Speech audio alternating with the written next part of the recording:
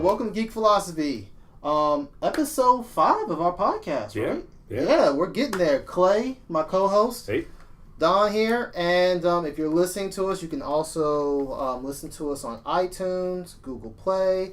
We do have a SoundCloud set up, so we'll put more links to that in our description. And if you're watching us on YouTube, hello, our YouTube fans. Thanks for joining us as always. Let's kind of get into it. I mean, this is a big weekend. Weekend of July 6th, July 7th? July 6th, right? Yeah. July 6th, and Ant-Man and the Wasp comes out today. Mm-hmm. I got my ticket. I'm ready to see it, and you will be getting a review from us this week. I'll be seeing it on Sunday. So. Yeah. So, if you've been listening to the channel, you know how I feel about this. I think this is the sleeper hit. I think this is going to be the one that gets 3 hits in a row. The turkey, as you put it. Yes, the turkey. So, but let's get on to some other geek-related news. Looks like Google wants to get into the console wars, huh? Yeah. I'm interested to see how it goes because I'm a bit of a Google fanboy. Mm-hmm. I have a Nexus phone. I have Chromecasts and Google Homes in my house. I have a Chromebook. I've been using Chromebooks basically since the old Samsung 3 when they first came out. So I've had most of Google branded products, and so I'm looking to see what they do. Obviously, looks like it's more streaming. Kind of thing. Yeah, so. It's going to be difficult to see how it's going to be difficult for them to get their feet off the ground because, I mean, they've done a few things like they had the. Years ago they had the it wasn't a Google branded product, but it was Android based. It was the Ouya or whatever, that little cube gaming system, and they've tried a few things with their Nexus player and all that, but they have to push something that's not just a basic mobile game platform. They need to actually compete. And the most difficult thing about that is first-party games. I mean, you can have Call of Duty on your system all you want, but if I already have a system that already has that, there's no need for me to get it. So you need something exclusive. And honestly, I don't even think Google, you have a lot of money. And this to me sounds like y'all still have a lot of money and you don't know what to do with it. If you really want to start getting into hardware, that aspect, and then trying to get games developed, can we be happy with the whole licensing that they have with a lot of games? Like you already have to have a Google email to have to do a lot of games like Pokemon Go, Candy Crush. It's I don't know. I'm curious to see how they're going to encourage us to buy their product. I just don't know. At least when Xbox was first announced back in 98 or 99, something like that. They had their flagship game, Halo. Right, and so that was something that they stole from Apple. That was originally supposed to be a big sleeper hit for Apple products, for Mac computers and everything. And they lost it and ended up going from something that was more of a third-person, maybe even with some RPG elements from what I remember, to being a proper first-person shooter. And honestly, I think that was the reason it got stolen, because that was the time Steve Jobs was not in charge of Apple. Right. I think he just left it. He left the company like 3 or 4 years prior to that. It was shortly before he came back. I think he wasn't gone for too long, but yeah, it was a dumb decision by Apple. If Steve was there, that wouldn't have happened. We would be talking about Apple Box right now instead of Xbox. Right. And Bill Gates was like, "I'm gonna take this. This is mine now." So I don't know. I'm not sure what Google. They would have to really have something already started, or I know they're talking about acquiring game studios. I'm not sure. I think they're going to have to come up with a lot of stuff on their own, titles and whatnot. That actually brings up that question. Are they stretching themselves too thin? I don't think they're stretching themselves too thin, but I know you got YouTube, you've got the internet. You are a thing. Yeah. Well, if I need to look up something, I say I'll Google it. Like, you have become a pattern of speech. You are in the dictionary as to search. Well, I can tell you right now. I mean, just right off the bat, though, they automatically have YouTube and YouTube Gaming, which is basically their own version of Twitch. Yeah. They lost out on buying Twitch. Twitch got scooped up by Amazon years ago, so they have their own platform for that. it would be interesting to see if they have a box that's in your living room. If they're able to incorporate Google Assistant and everything into it, which is something that Microsoft tried to do with Kinect, with Cortana, and now they've officially discontinued the Xbox One Kinect. That's not a thing anymore. No. So unless you have a little headset for your Xbox, you can't use Cortana on that. So they have their advantages. Obviously, the most compelling thing is going to be whether or not they have the software and games to back it up. It's going to be weird to see how they do it, because I know they can do plenty of mobile things. Maybe they could. So recently they incorporated the different mobile apps and games into Chromebooks. Mm-hmm. So it's nice because when I have my Chromebook, I have the Chrome OS store, which is pretty skimpy on games. And then now they've modded it so that you can bring in all of your cell phone games. So that's kind of cool. If you just are sitting around, you need a break from your work, you can do basically almost any game, Fallout Shelter, things like that. I've used on my Chromebook and on my phone. But I don't know how they're going to... It would be nice to have those to be able to play on a big screen TV, but it's got to be something way more than that. It can't just be a Chromecast. Well, you know what? Games. More to come. This is going to be something long term. This isn't coming out in the next couple of months. Way out. You might not see it. It's probably another 2 E3s, to be honest. Yeah, you might get a hint maybe next year. Yeah, if I was marketing wise, throw a hint next year at E3. Don't have the finished product until the year after. That way because you're close to competing with. You kind of get to see what the other companies do, right. And then you can hear, because that first year, you get the good and the bad when you launch a new console. You hear what they loved and what they hated. That way you can kind of figure out, okay, take that time and say, all right, what do these other companies do wrong? Right. And let me capitalize on that. Yeah, maybe they're going to try and steal some thunder from whatever the next Xbox and PlayStation and Nintendo would be. But does Nintendo need another? I don't even think Nintendo needs another console right at this moment. I think they're not going to be on the same page where, I would expect the new Xbox and PlayStation to probably come out the same year as each other.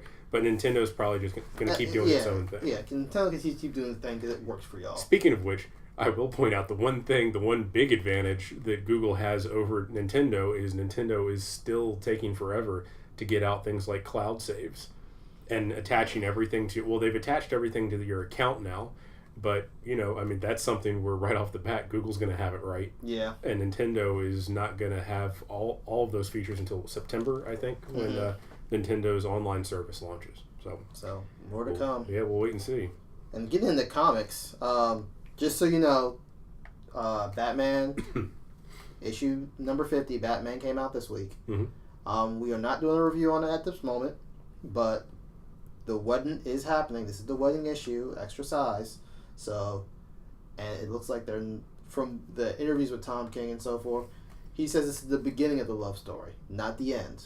Mm-hmm. I know a lot of people think superheroes getting married, there's normally a tragedy somewhere in line. Right. He says it's the beginning. So it looks like the marriage is going to go through without a hitch. Well, not without a hitch. There's going to be some drama. This is the bat and the cat. Right. So more to come on that. Please make sure you go to your local comic book store, pick up that issue. That's going to be a good read. Because they've been playing cat and mouse for a long time. Cat and bat. Yeah, cat and bat. Boom. And then, if you haven't, you can also pick up the latest issue of X-Men Blue, where we see one of Wolverine's children, the son of Wolverine, James Hudson. He looks like he's getting an extra power. Looks like he's going to be venomized. Pretty crazy looking, too. It's a little weird story, but this is a culmination of years in the making. If you don't know James Hudson, he is the son of Wolverine from the Ultimate Universe. And the Ultimate Universe, if you're not familiar with that, is pretty much Marvel's closest they've done to a hard reboot, where they just said, we're just going to make our own universe and retell all the classic stories in modern day. So you got to see the whole X-Men team join up together. You got to see Peter Parker get his powers in a different take, and they were able to update a lot of villains and give a lot more story. And the one thing I will say about the Ultimate Universe, even though it was a lot more realistic and more up to date, it is brutal. Right. and you can see if you want to pick up Ultimatum, which is like the pinnacle of the Ultimate Series crossover, a whole bunch of people die. And it was not pretty. It was very gruesome. So, not for young children. They don't hold back on it. Wolverine does die in that series. Spoiler alert. He does die in the Ultimate Universe, and he stays dead. Not like what we're getting now, where he's getting reborn and he's coming back to life. No, he stayed dead, and his son inherited his mutant powers and so forth. It's a long tale. I think we should probably do a video on that. I think that would be good, just to go right into the Ultimate Universe and see how, because mutants are different in the Ultimate Universe, way different. Good opportunity to bring everybody up to speed. Mm-hmm. But more to come. James Hudson's in the primary universe, and he has Venom powers now, so this is going to be pretty entertaining to watch and see how they really play with that. So it seemed like it was barely an hour after we finished filming last week's podcast that it came out that the cinematographer for Infinity War, he put his resume online, and on that resume was listed as Avengers Infinity War and then Avengers Endgame. So he may have inadvertently leaked the title of the movie. You did that on purpose. Yeah. Don't. You did that on purpose. You were trying to show off. Well, I'm guessing he's okay with never working for Marvel again. Yeah, is there a non-disclosure agreement or something? I'm pretty sure they signed something saying they can't. Everybody's got to have that sort of thing. So if it does end up being that this is the title, then I don't think he'll be working for Marvel or in that matter Disney anytime soon, unless this was all part of a plan. But I kind of doubt it was. I think this was just somebody who. Well, can we stick on the name for a minute? That's a nice name. Endgame. It's a pretty good title. It's a good title, but I think it'll make me really roll my eyes hard at Feige, because he was saying, "Oh, we can't reveal the title yet because it's going to spoil things for Infinity War." It didn't spoil anything. Well, Endgame doesn't spoil anything. No, I mean, we knew that unless that's a fake name. It could be also a fake name. But I can't be mad at the guy for I want to get jobs. Yeah. I want to put everything on my resume I've done. Yes, I've done this movie. But it's the only thing I can think of is that's the working title, because I don't think it's a very good title in my opinion. And I like it. Avengers 4. I mean, he could have just put that. So why wouldn't he? I'm not sure. I still think Endgame sounds so much cooler and when people look at your resume like, oh, he knows some stuff. Right. Come on over here. Yeah, I'll get you a job. Come on over. So if you go back several videos back into our library, we did a spoiler and spoiler-free reviews of Infinity War, and in one of those I had mentioned that I guess it was a spoiler one. I had thought that maybe the title would be something like Victory of the Titan, because that would spoil Infinity War because that he won. But Endgame doesn't spoil anything, so it's confusing to me. I think it's a working title. I don't believe it's the actual thing, but I'm not sure. I think Endgame is ambiguous enough for not to spoil anything and for it to still be decent. And now SDCC is coming up next week. No, we still got a couple more weeks. It's like the 20th or 27th. Right. It's towards the end of July. So I mean, I would imagine we would get. Do you think we're going to get a title? I don't think we're going to get a title. I think we will. I don't. I have a strong feeling we're not going to get a title at all. Did we get a title last? Yeah. Okay, maybe we will. Yeah. Also, if they don't do it at SDCC, they can do it at New York Comic Con. Yeah. New York Comic Con, honestly, for that movie, is a better time to roll out the title and a trailer, because that's a little bit closer to the release date. They should release. Okay, never mind. They got too many movies coming out at the same time. Around the same time, because I want to say they should release Captain America trailer and Avengers 4 trailer at New York Comic Con, but are those two related to not spoil something for the other? I'm not sure. I mean, I think they could. I think they might get a proper teaser trailer or a proper teaser trailer for Captain Marvel. Yeah, we should get a real trailer for Captain Marvel. But I think it'll be a really short sneak peek teaser for, and maybe a title reveal for the next Avengers movie. But I don't think they'll get much of that. And I also wouldn't expect, given what Kevin Feige has said with Captain Marvel's trailer being months out, I wouldn't expect that if they do show a trailer at San Diego Comic-Con that we would see it. Yeah, I think it's going to be honestly, behind closed doors. I don't even think they're not going to show it. Kevin's kind of a perfectionist, and that would take away, because at the time Ant-Man and the Wasp will still be in trailers. That would take away from Ant-Man and the Wasp. So I think they're going to go ahead. This might be why they're only doing 3 movies, and the 3rd movie ends now, because they have nothing going on in fall. Well, nothing going on in winter. Right. And they might even be backing off even more on that, where I wouldn't be surprised if they show a closed door, only at SDCC, quick trailer or teaser trailer for Captain Marvel, and then nothing for Avengers 4 except just a screen showing the title. I don't even know. I mean, we're not going to get much. Yeah. Well, if they do anything at San Diego, I think they're skipping it. Mm-hmm. I think they're completely skipping it. Let the focus be on Venom, Into the Spider-Verse. Let it be all the other side movies. Yeah. And Kevin Feige be like, all right, I'm going to let y'all do y'all thing. I'm not going to take y'all thunder. Right. I'm not sure. So, that's not too long away. Thankfully, we don't have to wait much for that. We don't have to wait too long. And obviously, we'll have a lot of coverage for that, so keep tuned into the YouTube channel and podcast and all that. Yep. Then you got Titans. So we'll get a little bit more information on Titans, and that's going to be like the flagship of DC Universe, which if you haven't seen our video, please click on the link. We did extensive, what we think will happen, what we know so far. Mm-hmm. I think we're going to know a lot more San Diego Comic-Con. Yeah. I think that, and I said it before, DC's going to steal the show with this and all the trailers and so forth. And I think they're going to come with a strong... I don't think Swamp Thing's going to be a trailer. I think Titan's going to be a trailer. Oh, I'm just saying that's what I'm looking forward to the most. Yeah, I think Titan's going to be a trailer, but they have released that this is getting an MA rating. Yeah, which is exciting. That is exciting and dangerous at the same time. Can we do a mature superhero group with kids? These are teenagers. Well, kids. I mean, they're not. It's not like. The animated series or something like that. One's name is Beast Boy. Yeah, I mean, I'm not sure. I'm sure they'll be able to pull it off. This is not going to be... my thing is I didn't want a kid show.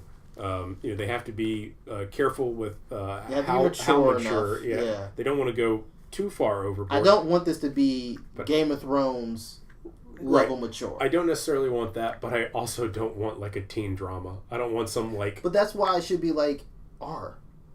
Yeah, well, no, I mean I agree, but it just depends on the subject matter. So, I'm looking forward to it. I think that piqued my interest more than anything else because I was expecting a lot of these to be geared towards, preteens or something more. I mentioned in the video we did on DC that I just assumed when they announced all this was happening that you would have a backlog.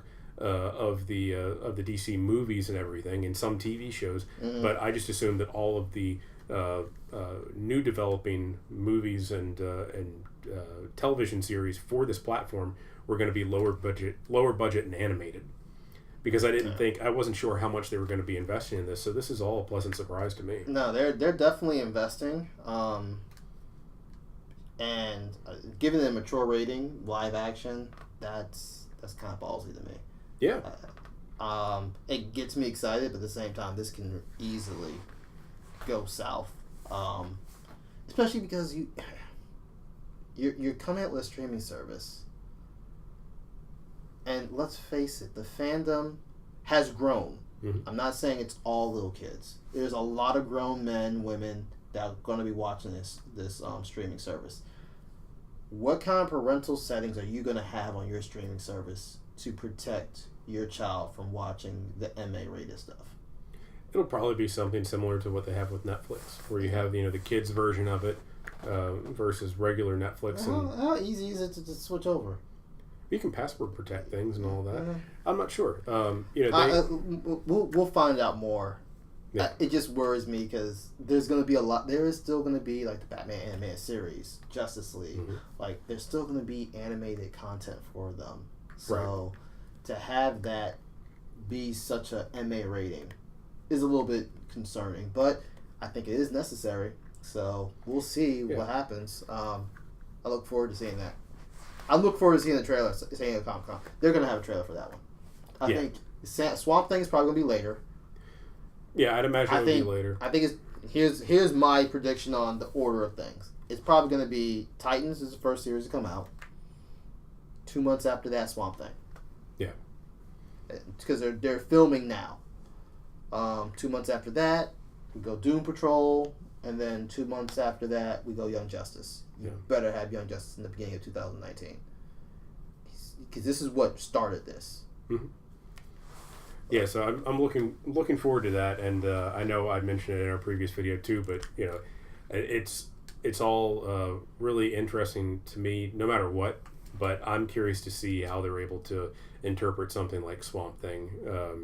The last time we had anything Swamp Thing related was back in 92 or 93. They had an animated television series that only lasted 5 episodes. Yeah.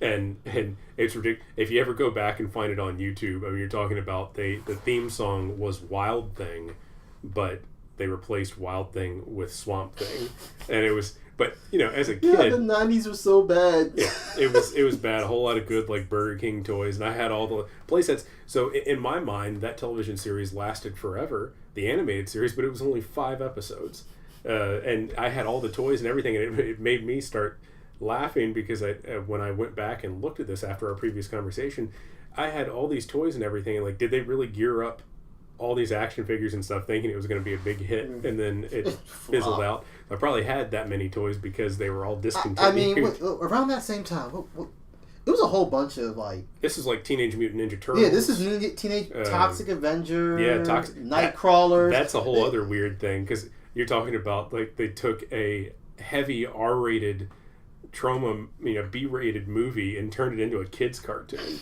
And you also had you had a lot of silly Biker Mice from Mars. Yeah, that's Attack of the Killer Tomatoes. You had a lot of 90s weird that was targeted towards boys because they thought boys like gross things. Right. So they just tried to make things that were gross. So shout out to my brother Lloyd. Today's his birthday, and he was a huge Biker Mice from Mars fan. Maybe we'll see something like that. Happy birthday, Lloyd. Yeah. Oh, Street Sharks too. That was a good one. Those were all just Teenage Mutant Turtle ripoffs. Yeah. Okay, what else animal can we use? Wasn't there cowboy cows? It's I think so. Yeah, anamorphic cows. The days of awesome toys from all that I think might be gone, or at least now it's more of a niche. But we'll see what all comes from this. I'm looking for. Street Sharks is so horrible. Yeah, it was so good and so horrible at the same time. Yeah, and the toys were really, really over the top and ridiculous. But I think this is giving me some hope and nostalgia for all those old great DC properties. Like I had, the Batman in the Animated Series, Batmobile, all that stuff growing up. I'm looking forward to seeing all of the merchandise that they put out with these new series. Yeah. So, what else? Krypton. Yeah. So, San Diego Comic-Con, it will be announced. They're going to have a little time, but they have been renewed for second season. So I know last DC video, I said they might have been canceled. So apologies. But it sounded it's not like my fault because every other series that's been coming out on TV or Netflix or whatever gets renewed like that. Yep. It gets renewed like the first 3 episodes or something. Mm-hmm. And they'd be like, all right, we're going to renew another season. Right. Or they tell you it's not going to happen. Yeah. Right away. We didn't hear anything at all about Krypton. Right. And now we're like, okay, yeah, we're going to have a second season. So I don't know if Sci-Fi was doing that because they didn't want that to show up on DC Universe. Because it got them a fan base. Yeah, and I've heard nothing but good things so far. But it's the same weird stuff that they did with other DC properties like Gotham. They waited for Gotham's most recent season. They waited until I think it was the week that the final episode aired to let everybody know that they were giving it one more season and it was going to be a half season. So we're looking at. At least they gave them something. Krypton's been over for like a month. How many episodes did they shoot of It was that? just 10. Yeah. It was over a month ago, and we haven't heard anything. I'm like, yeah, it must have got canceled. Yeah.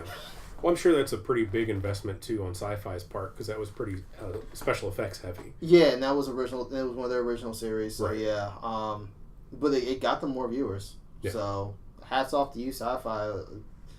I don't know if that's going to help them create more original content, or if they're going to start looking at more of the geek. Because Sci-Fi used to be the geek channel.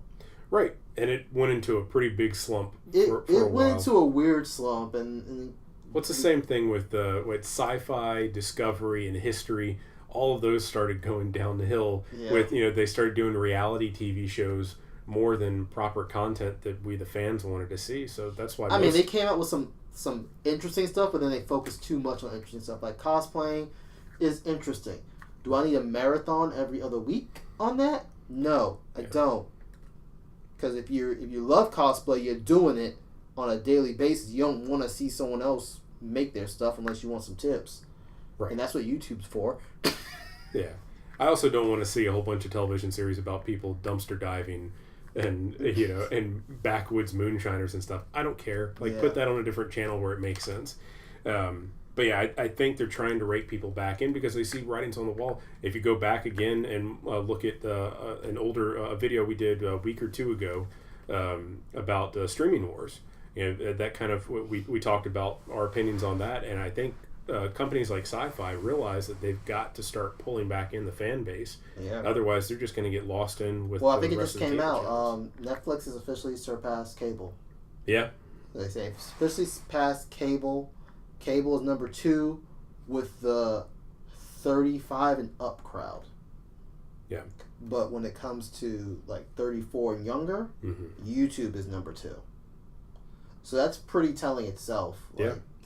Cable, y'all need to do something to. Yeah, I mean, in 10 years, you will not see people with big, bulky cable box sitting next to their TV. It's not going to happen. Now, as the old generation goes away, this new generation is going to take over, and Netflix is now already getting more popular with the old generation too. So yeah, and people are starting to figure out how technology works and everything. I even on 4th of July, I was talking with my brother about how we should get my dad a Chromecast because he's still operating on this big bulky Blu-ray player that had built-in apps and stuff, and they're not going to continue to support updates and things like that. But if you get a Chromecast or something more relevant that's going to be constantly updated, or a game system nowadays, if you want a Blu-ray player, you might as well just get an Xbox or a PlayStation. Oh no, I never had a Blu-ray player. I literally just had a PlayStation because I got what I need. Yeah, and it does more. Yeah, that's why I bought my PlayStation 3, Blu-ray player, and God of War 3. Mm-hmm. I played maybe 2 or 3 other games on that thing. All right, let's go into these movies. All right, so Jane Levy came out on Twitter and said she wants the Batgirl role for Birds of Prey. Mm-hmm. And at the same time, I think just a couple hours ago, Margot Robbie hinted other unexpected guests in the Harley Quinn movie. Yep. Which all this with DC can change literally by next week. Yeah. That's how chaotic it has been over there. But what do you think? The Harley Quinn, they're kind of hinting that there might be some Birds of Prey in there. I think it makes sense. Yeah, I think can't have one villain and that's it. Well, that's the logical step for things to go, because if they wanted to just do, let's be honest, Suicide Squad was kind of a Harley Quinn movie. Yeah, it was. There were a couple of characters that stood out, a couple of big name actors that stood out, but it was basically so it was Margot Robbie and Will Smith's movie, right? And then Killer Croc was the comic relief. Yeah, and not a great one either. Some of the dialogue for Killer Croc he was the most racist comic relief ever. Yeah, it was pretty bad. Killer Croc might have come close to the racist Transformers and Transformers 2. So it was a pretty heavy stereotype, but at the very least they gave him more screen time than Slipknot or whatever his name was. He died in the first 5 minutes of the movie. Yeah, he did. So, so Harley Quinn movie. Honestly, all right. Here's who I want to see in a Harley Quinn movie. I want to see Poison Ivy. Yep. If I can't get, what I want is Poison Ivy and Catwoman. If I can't get both, just at least give me Poison Ivy. Mm-hmm. I think that's an easy compromise. You need to give me at least one of those.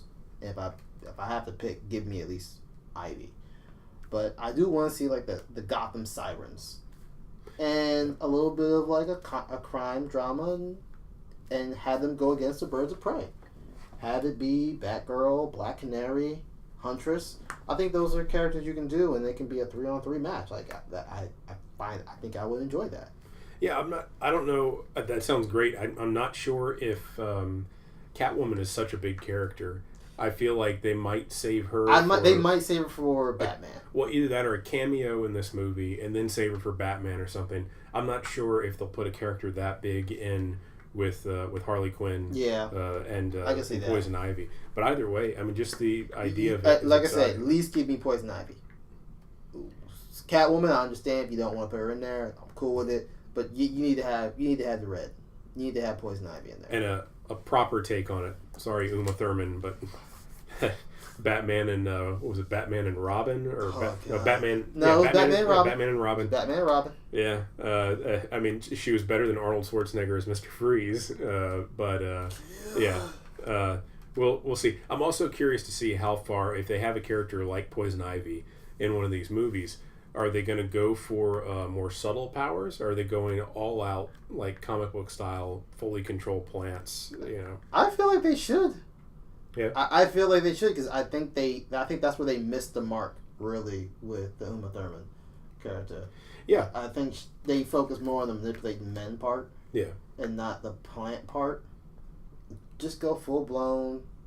Hey, she controls plants. and they're certainly not trying to back down on the over the top powers. You look at everything that happened in Suicide Squad. No, you know, there's definitely some crazy mythological, some crazy weird stuff. So Yeah. go ahead and go crazy weird.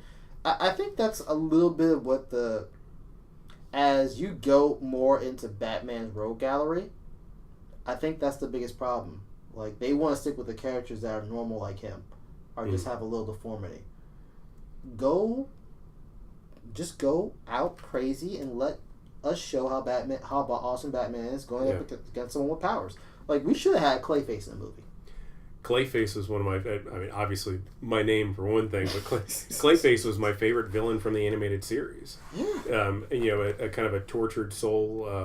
You know, I was always kind of torn between, I liked Harvey Dent and I liked Clayface, but, and depending on what version, you know, you have, I think there are 2 or 3 different people who have been Clayface, but Carlo, I think, was the one from the animated series. He was the actor. Yeah. The actor. That was, I mean, you can, so I know this is a bit of a spoiler, but this game has been out for years. But going back to Arkham City, that was a huge surprise for a fanboy like me. You get to the final fight, and turns out Joker was actually Clayface all along. Well, who you thought was in front of you as Joker. But that was great, you know, having that as a surprise. And they hinted at him in the first game, Arkham Asylum. You had like kind of you walk by the jail cell. Oh no, it was the warden. Supposedly the warden was trapped in the cell and he's asking you to let him out. But if you look in the background, there's like, it looks like Clayface, you know, like splashed all against the wall sort of thing. So you know it was actually him. And that would make a very good movie if you had him go against, like, because then you get the whole, all right, who can I trust, who can I not trust, right? Who's really, it turns into a more suspense thriller versus the normal superhero beat 'em up bad guy type thing. So yeah, Batman has a very good rogue gallery, so they need to tap more into that. Yeah, there's plenty of opportunity there. So, but I'm excited to see with this movie coming up with Harley Quinn, you know, if it doesn't change in the next couple months, because there's a whole bunch of chaos going over in DC. But we'll probably find out a pretty decent lineup of their movies coming up at the Comic Cons this summer. Do you think we're gonna get some? You think we're gonna get some? I think they're gonna focus on the Aquaman, Shazam, and Wonder Woman, and then DC Universe, and that's it. I don't think they're gonna even talk about what's coming. It would be nice if they at least gave us a roadmap, like Marvel does often, where, you know, they show you these are the films for the next 5 years, and a lot of times the further out you get, they don't even have a proper graphic for the title. It's just giving you the name, or at least the superhero. and you have to wait for the name. You have the superhero and the year. So, but it's just around the corner. And sticking with movies, looks like someone else has joined the Fast and Furious family. Idris Elba will be playing a villain in the upcoming Fast and Furious spinoff that's going to be focused on The Rock and Jason Statham's character.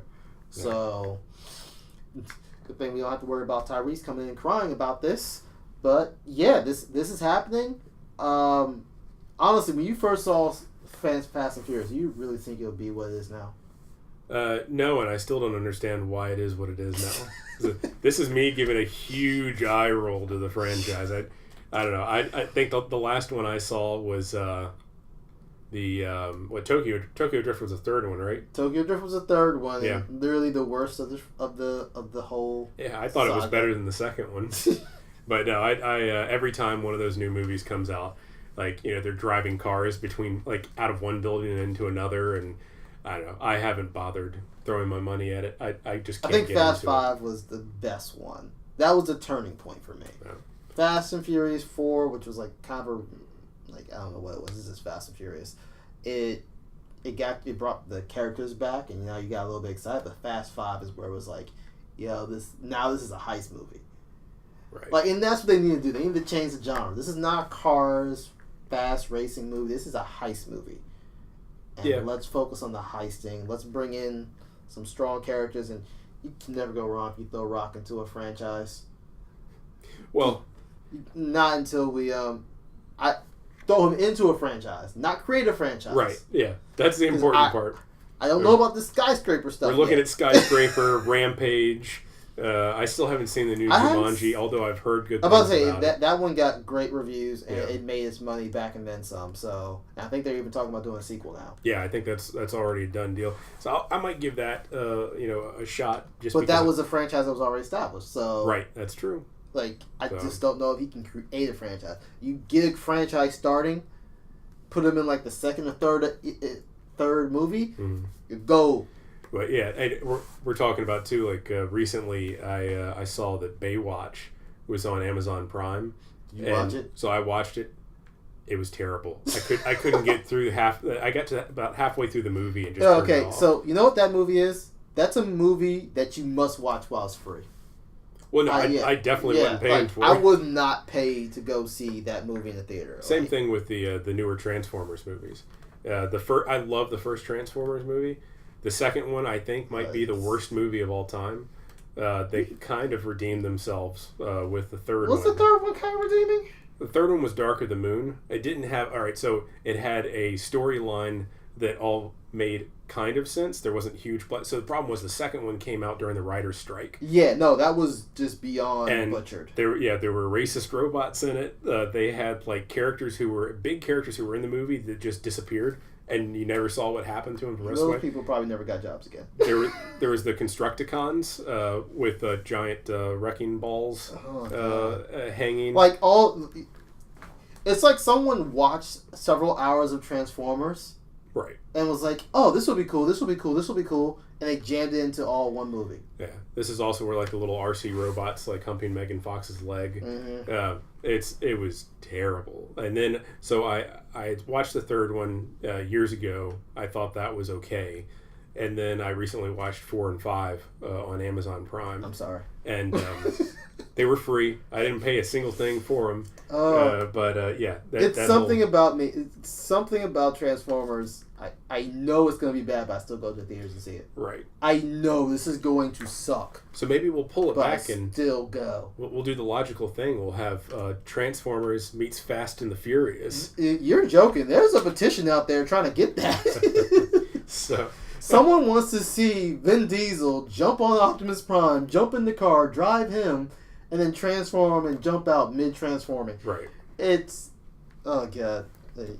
I wouldn't put it past them. It all sounds terrible. We're still waiting to see. This Bumblebee movie, that looks kind of exciting. Yeah, so I'll admit. Yeah, Bumblebee, the first trailer for Bumblebee. And that's with the new franchise. I actually think John Cena is actually better at starting a franchise than The Rock is. What other example would you give? Do you have? Blockers came out with good reviews. I don't know. They can probably do a Blockers too. Maybe. I haven't seen the movie yet, but Yeah. Trainwreck, he did good. I thought he was the best part about Trainwreck. I'm saying, like, I think he's better at he can start a franchise. Yeah, he was hilarious. He just needs an opportunity, but I think okay, never mind. Let me take that back. He does have some movies prior to the good movies that were not so good, but that was WE. That's everybody. That's WE movies. Like, yeah. it happens. So. And we also had something coming up with Nicolas Cage coming into the Spider-Verse. Yeah? Oh, so yeah. So Miles Morales is getting his own movie. It's animated by Sony Animation, which is great. It'll be in theaters this fall. And it's called Spider-Man Into the Spider-Verse. So we're seeing him introduced to an older Peter Parker. Mm-hmm. We're going to see him introduced to Spider-Gwen. And now we officially found out he's going to get introduced to Spider-Noir, which is Casablanca type Spider-Man. Yeah. Like black and white. Yeah. Time set Spider-Man.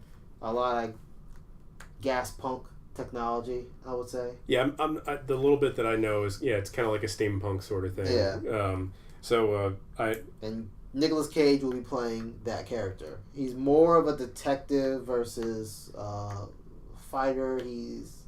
It's an interesting take on Spider-Man. And there was a comic book series, Elsewhere comic book series based on Spider-Man Noir, which got rave reviews. This is back in like the early 2000s.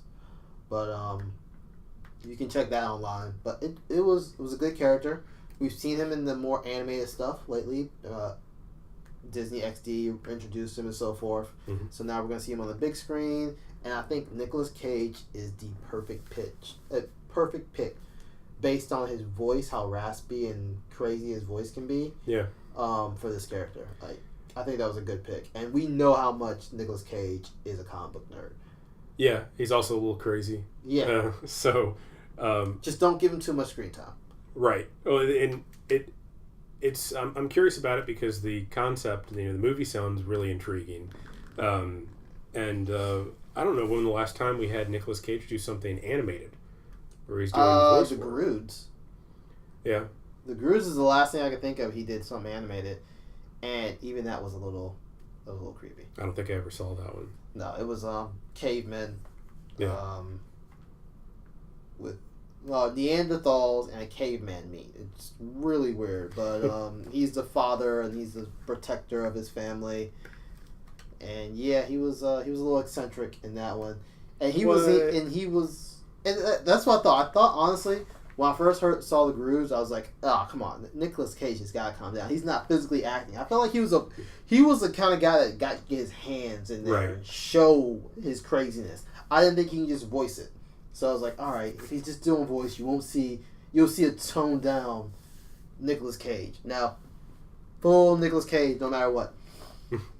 Full Nicolas Cage. So let's see what happens. I think he's gonna go full Nicolas Cage in this one too. For better or for worse, I guess he had to pay some bills. Honestly, I think people want to see him go full Nicolas Cage. If you see name a Nicolas Cage movie where he didn't go full Nicolas Cage and it was good. He was pretty toned down in the first National Treasure movie. He went full Nicolas Cage in that one too. I have to go back and watch it again. He was full Nicolas Cage. It's been years since I've seen that one. That was a great series. It was a great franchise. The second one was getting a little weird, but the first one I enjoyed a lot. Yeah, I enjoyed the first one a lot. I learned. Yeah. But he was still full Nicolas Cage. He was full Nicolas Cage in that one. Go back and see it. Bet you. You're going to see all the Cageisms. All out like Wicker Man style with the bee cage over his head and screaming. Yeah. I don't know. I hope he... I'm sure he can figure out... they could easily... They can easily tone him down. I'm pretty sure they can do some sound effects to reel him in a little bit. So let's see. And then we got... Well, this is pretty amazing. So, Legendary Films is going to do... They say they're set to do a live-action Gundam series. Mm-hmm. So, for those who don't know, Gundam is an anime series that started way, way back. I want to say like 1970s? Yeah. Probably.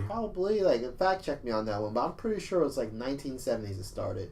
It's one of the longer running anime series.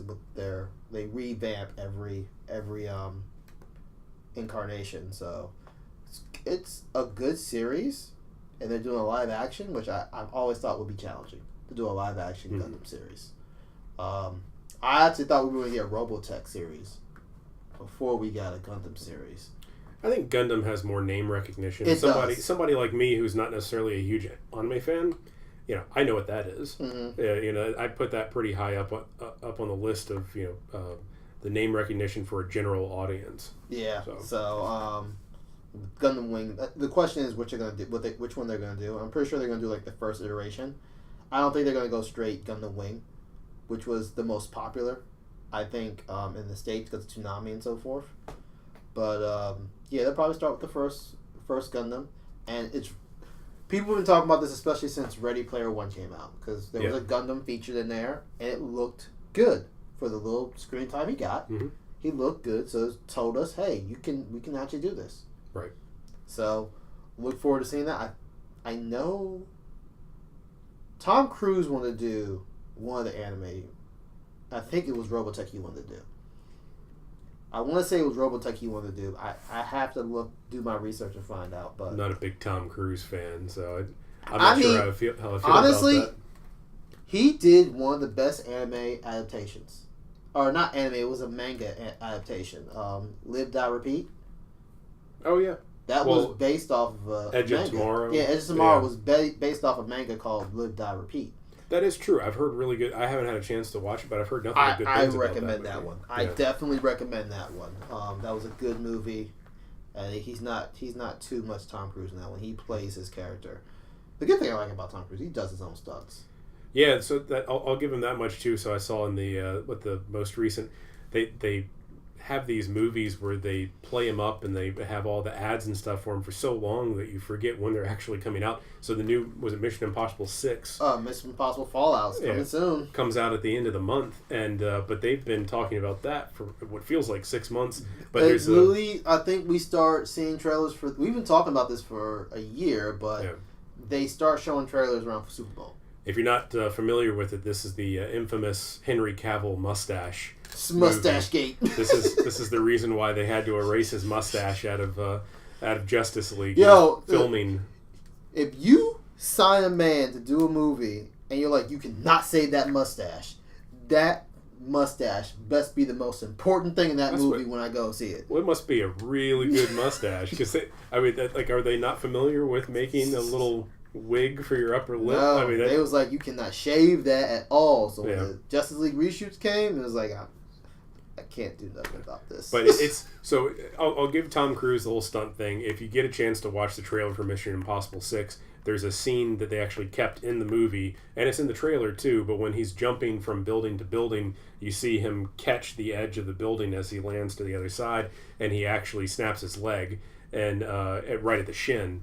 And what's most impressive about that is that he kept going in the scene till he got off camera. So he actually hit the side of the building, cracked his leg, and then pulled himself on the building and actually ran for about 3 or 4 steps to get off camera with a broken leg. So that's pretty intense. That's dedication, man. You can say what you want about Tom Cruise. He's crazy. He's Scientology, whatever. He does his own stunts. Yeah. And for some reason, that means a lot. Especially nowadays, you really don't have to. Yeah. There's nothing in your contract. No, the fans aren't even saying you must do your own stunts. Right. Now, maybe that is some of the crazy coming through. I don't know. Maybe he's just crazy enough to do all that. But crazy dedicated. Yeah, I give him credit for that. So, I don't know. I'm not a huge fan of some of his more recent movies. But maybe he can do that. Yeah, as far as I'm concerned, Edge of Tomorrow was good. The last 2 Mission Impossibles have been good. Yeah.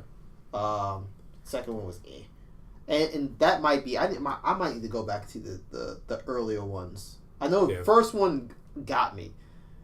I love the first one. The second one, the third one, I was like, but that might have been my age.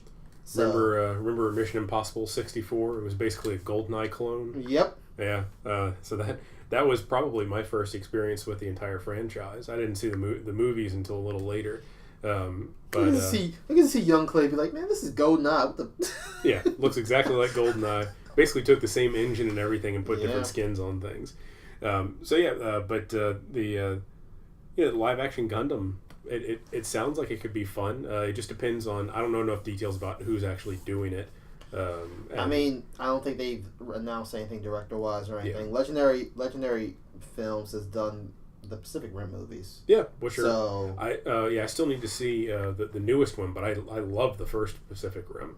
That was just old school. To me, if you love the first one, you're gonna enjoy the second one because I think the second one is just better story-wise. Yeah. Well, they don't have to really establish the universe like they did in the first one. You come right into it knowing what's going on. Still quirky, and that's a part of its charm. Yeah, I think I like movies that are quirky sometimes. Like, know who you are. Do not be a comedy and try to sell me on drama. Right. Like, just be a comedy. Understand what you are. Pacific Rim knows what it is. I'm campy, fun. I'm a popcorn eating movie. I'm not trying to win an award. I'm not trying to win an Emmy or Oscar on this one. Sure, well, that's benefited a lot of franchises recently. Between Pacific Rim, even in the world of video games, the new Doom, Doom from 2016, that was something that the guys at id had talked about, where they didn't want to try and hide it. Where Doom 3 was kind of a horror game and veered off the franchise path. They said, let's just go in, full on. This is a traditional Doom game. That's why when you're playing the game, it even says like demonic invasion in process. Like the computer screens and everything. They didn't want to hide anything. They just went all out. So I think any franchise that wants to go with that and would help it. And I think that would really help something like the Gundam franchise if that's what they're going for. Don't try to be artsy. Just give me giant robots fighting each other. Right. That's really what we all want to see. That's all we want to see. So. And then establish how camp you are, and then one day we can get a Pacific Rim versus Godzilla. Sure. Why not? I'm pretty sure based on the scaling of the last Godzilla movie, you need like five Jaegers to jump on his back to try to do anything. And we have Godzilla versus King Kong coming up. Well, yeah, and the monsters. What is it? The one with King Ghidorah and all of them. They're kind of rolling all of those into one movie. That'll be. Just give me a monster masher. Yeah. Just understand what you are. Don't try to sell me on Bryan Cranston coming in and being he's going to do an Oscar award-winning performance. He's in 90% of the trailer and 20% of the movie. Not even 20%. Like, he was gone quick. I'm like, yo. Right. I literally came here to see Bryan Cranston. And we got stuck with Quicksilver. So. All right. Well, that covers most of the topics that we had today. So we have our random battles here. All right. Let's see. Let's see if I get a good one this time. Jump in on. Let's see. Ooh. I have Kirby from Super Smash Brothers. And I have Danny Phantom from the Nicktoons cartoon back in the early 2000s. I'm not even sure if I know who he is. Okay, so let me explain you Danny Phantom. About a time not long ago, I forget what the song was. It was a theme song that explained everything. God, I need to find that theme song. Danny Phantom. He went into a ghost machine. Or no, his parents were ghost hunters. He went into a machine that was supposed to create a ghost portal. Turn on a switch. He got hit with the blast, and now he has ghost power. So he can change from a human. He's half boy, half ghost. And he fights ghosts and captures them. How did I miss this? Dude, if you, I wish this was a DC property so they could put it on DC Universe and you could watch this. This was amazing cartoon series by Butchman, and it was one of his best series that he did. Yeah. Yeah. It just, for some reason, it didn't have longevity. Yeah. It might be the whole toy sales again. That's often a lot of times what it is. Really That's is. where the money is. But oh no, I got this. Danny Phantom? Oh no, I got this. I got Ghost Blast. I got freezing beams. I can turn invisible, intangible. Let's go. And guess Kirby? what? I'm Kirby. I can take all your powers. You gotta eat me first. Around. That's the sad part about Kirby. You have to consume me first. I got you that can't little, consume me. Quick punch thing that Kirby does in Smash Brothers. With cotton ball hands, those things look soft. Just got to get close enough to eat you, and then I have all your powers. Bruh, I'm telling you, Kirby wins. I mean, not Kirby doesn't win this. Danny Phantom wins this. I go invisible, smack you around, ghost beams. It's a long distance game. You can't even. You trying to suck in air to suck me in. That's going to be a while. All right. Well, all right. So maybe you're saying that you could beat me in a fight, but who beat the other one in the franchise in longevity? Oh, you want to go there? Low blow. Yes. Somebody's Kirby. still around in the comic or in the video games and everything. Can we get real on why? It's really because of Smash Brothers. Kirby was dying. It was a dying breed before Smash Brothers came out. Well, it was on the verge. That brought him back to consoles. He was still really popular in handhelds. He was a dying breed. Pokemon was kicking his butt on the handhelds. Well, half the people I think thought that Kirby was a Pokemon. Oh, that's Jigglypuff. Let me get that. Exactly. I know people who always mix him up with Jigglypuff. So that look, my character doesn't get mixed up with people. Yours gets mixed up with everyone that they think is cool and they're not him. That's all right. My character gets mixed up with other people. Everybody doesn't know who your character is. Danny, look. When you go on Amazon, look up this series. Can you find a graphic and put Danny Phantom right here so we can all see what he looks like? I will put a graphic on here so you can see what he looks like. For reference, that way. I'll school myself on it. Go research Danny Phantom. You're going to come back next week and be like, nah, he will win. Easy. Yep. Well. All right. Well, that's our time. Thanks for joining us. Again, you can click down below. Put your comments in the philosophy if you're on YouTube. Let us know who you would think would win, Danny Phantom versus Kirby. Again, thanks for listening. And this is Geek Philosophy, the Geek Way of Thinking. Have a great day, y'all. Bye. Bye. Thank you for stopping by Geek Philosophy. If you like this video, hit that thumbs up button, put your philosophies in the comments, and also hit that subscribe button so you can be notified of all future videos. Thanks for stopping by Geek Philosophy, the Geek Way of Thinking.